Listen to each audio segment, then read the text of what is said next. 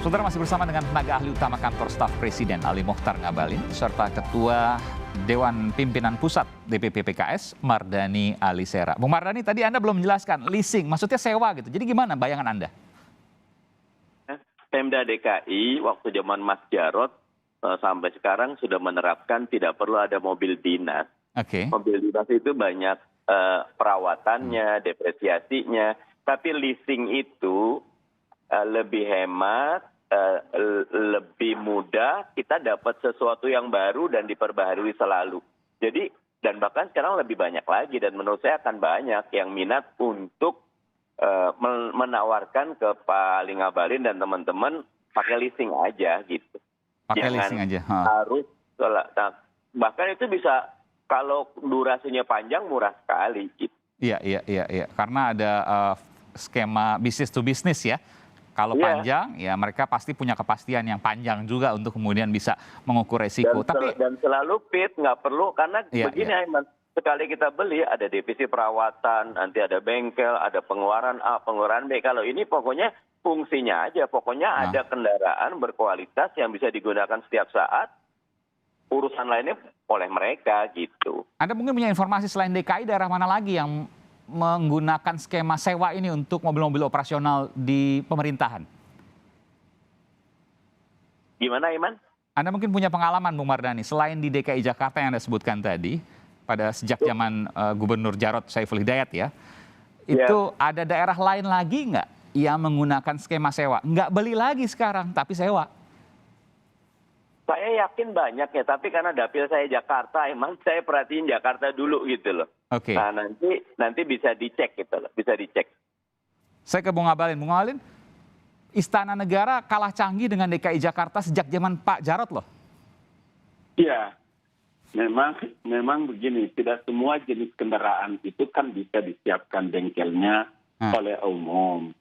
Kalau tidak saja di Indonesia, di Eropa, di Amerika Serikat itu memang dalam servis kendaraan itu kan juga tidak semua orang bisa dengan gampang menyiapkan. Makanya itu kenapa kita membicarakan tentang pengadaan 4 unit ini dalam sisi transparansinya, kemudian akuntabilitasnya terkait dengan anggaran dan lain-lain. Tunggu sebentar Bung Ngabalin, maksudnya tidak semudah itu untuk menyiapkan. Iya. Maksudnya kalau sewa nanti takutnya stoknya nggak ada gitu. Misalnya gitu, itu kekhawatirannya?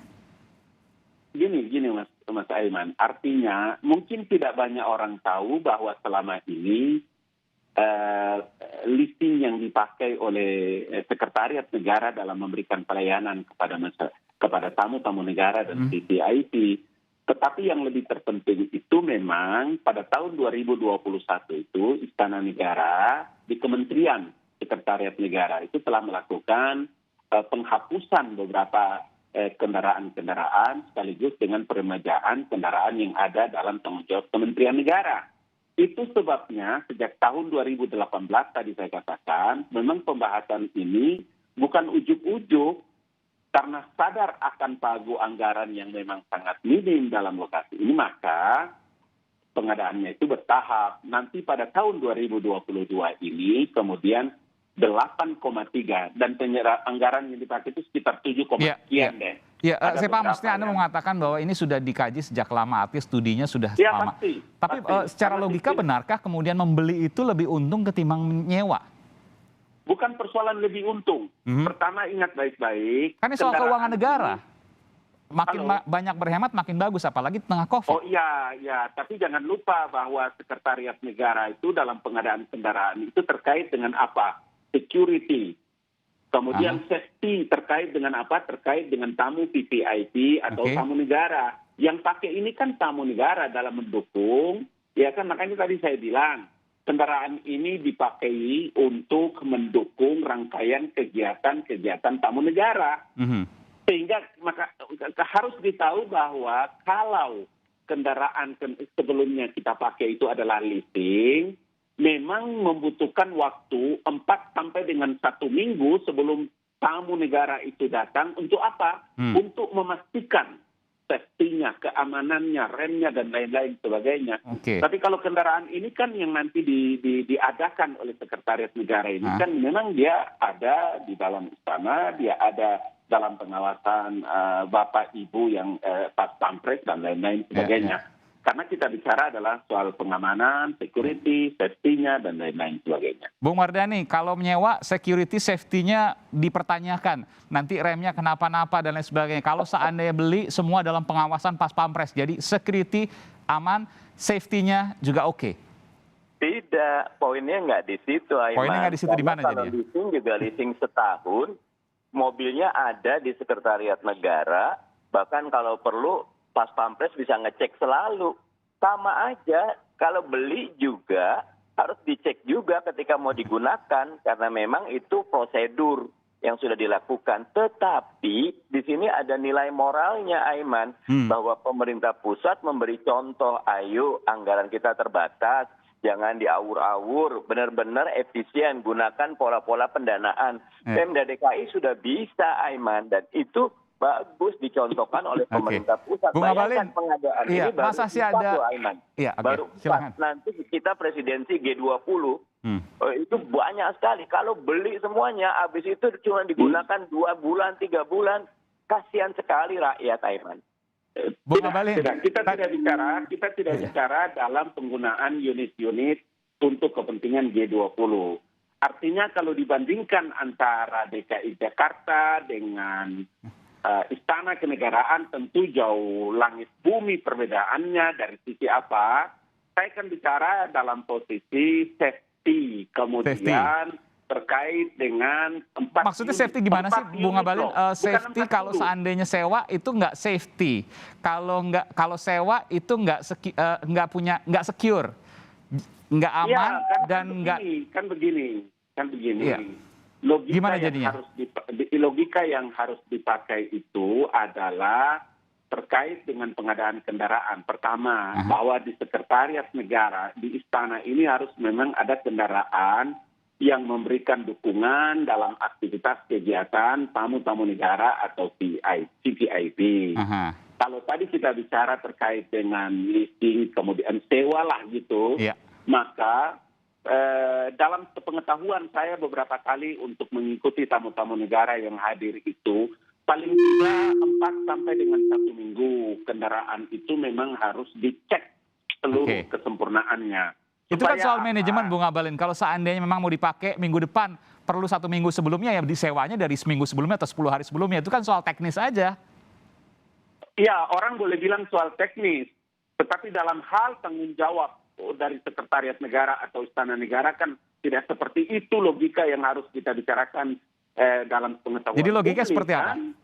Nah, logika itu yang saya katakan tadi, bahwa kendaraan ini menjadi bagian daripada tanggung jawab sekretariat negara untuk memang harus diadakan dalam rangka memberikan dukungan terhadap kegiatan-kegiatan tamu-tamu VVIP atau tamu-tamu kenegaraan. Saya belum mendapatkan poinnya. Kalau seandainya menjadi bagian dari tanggung jawab sekretariat negara, apa bedanya dengan sewa? Kalau kita bicara sewa kan terkait lagi dengan masalah, kan dalam posisi inilah ada 3 aspek. Aspek yang pertama itu adalah aspek efektivitas. Yang kedua itu adalah terkait dengan transparansi terhadap anggaran, kemudian akuntabilitas. Maka itu kenapa harus sekretariat negara kita memilih untuk pengadaan ini dibicarakan sejak tahun 2018. 4 unit kendaraan yang memang spesial disiapkan bagi tamu-tamu negara atau VVIP selama ada Bung Mardhani ke tanah air. Silakan Bung Mardhani. Aiman, saya dari tadi lihat Anda senyum-senyum terus. Anda mau jawab apa ini?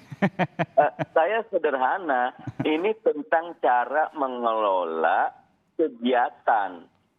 Paradigma dulu memiliki, paradigma sekarang mission accomplished. Yang penting ada mobilnya, aman, sesuai dengan karakter, sesuai dengan requirement, dan kita nggak perlu ada biaya perawatan, nanti parkirnya, nanti bengkelnya, nanti depresiasinya, nanti kasihan Aiman, harus, saya cuma mikir ini bukan bab 8 miliarnya ya, tetapi bahwa cara mengelola gitu loh. Dan ini lihat, nanti kita perlu lean to ramping. Sekarang kita lihat demikian besar nantinya birokrasi kita. kasihan. Istana perlu menjadi contoh teladan. Oke, Ayo, baik. gitu. Baik, terakhir Istana perlu menjadi contoh teladan. Ada komentar soal ini Bung Abalin? Saya berikan kesempatan terakhir pada Bung Abalin.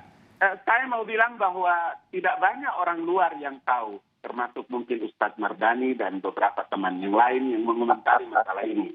Karena begini, kami pernah mengalami masa di mana pada waktu kendaraan-kendaraan spesial atau kendaraan-kendaraan khusus yang dipakai untuk melayani tamu-tamu negara atau VVIP itu, kita tidak temukan di Republik ini. Karena apa? Pada saat dibutuhkan itu memang sulit bagi Istana Negara. Itu sebabnya kenapa standar ini menjadi penting ditetapkan oleh Sekretariat Negara dan kendaraan ini menjadi penting untuk selalu ada. Sulit mungkin kalau datangnya mendadak, tapi kalau datangnya dijadwalkan tentu bisa dijadwalkan pula untuk sewanya. Tentu kan itu logika sederhana, Bung Abalin. Tidak begitu logikanya. Tidak begitu logikanya dibaca oleh pihak luar. Oke, baik. Apapun alasannya, tentu Sekretariat Negara dan kami yang ada di sini akan punya pertimbangan dan lebih mengetahui dibanding dengan kawan-kawan di luar terkait dengan masalah kendaraan dan bagaimana pengamanan atas tamu-tamu negara yang datang. Baik, terima kasih. Tenaga ahli utama kantor staf Presiden telah memberikan penjelasan tadi terkait dengan pembelian 4 unit mobil mewah untuk tamu negara. Bukan soal angkanya tadi disebutkan oleh Bung Mardani, tapi soal bagaimana mengelola keuangan negara itu menjadi contoh bagi yang lain. Tentu ini menjadi perhatian, kita cermati sama-sama. Terima kasih Bung Abalin, tenaga ahli utama kantor staf Presiden dan Ketua DPP Partai Keadilan Sejahtera Mardani Alisera. Selamat malam dan salam sehat selalu.